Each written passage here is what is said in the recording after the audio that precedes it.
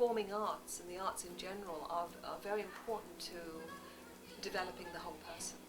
You know, it's important that you come here and you are touched by so many things that you may not have been exposed to in high school.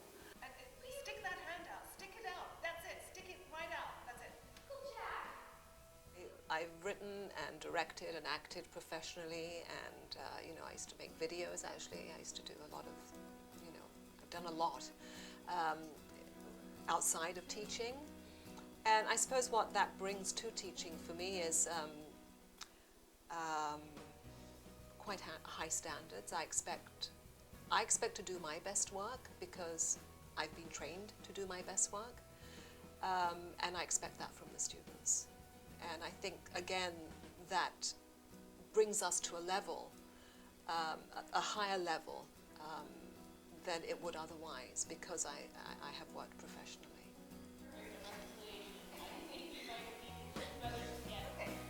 Yes, he has told me all about poor Mr. Bunbury and his terrible state of health.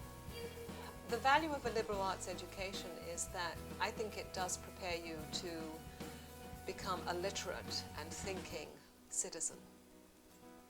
I hope. That's what we hope for, yeah.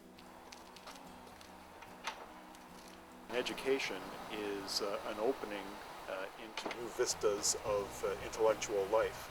And so what it does is really creates opportunities for students.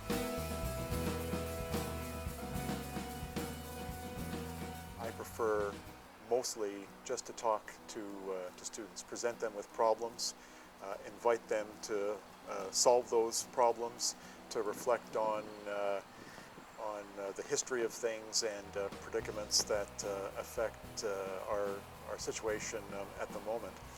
Mr. Bingley's defense of his friend was a very able one, I dare say.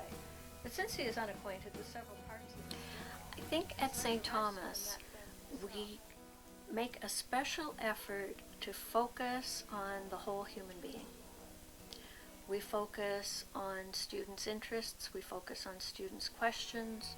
We try as much as possible to create student-centered classrooms so that the subjects that we're studying are actually not simply delivered on a plate to be consumed, but students are invited to engage and question and test and argue until they, in an internal way, begin to truly understand some of the questions that have been asked by humanity from the very beginning.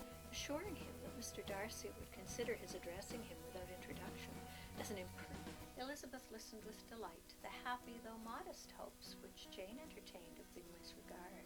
What we do in English 1006 is introduce students to critical reading and writing, so that we take a look at a variety of short stories and drama and poetry, and we focus on what kinds of ideas, big ideas, the authors were trying to get at, and how these ideas actually relate to the students in their own lives.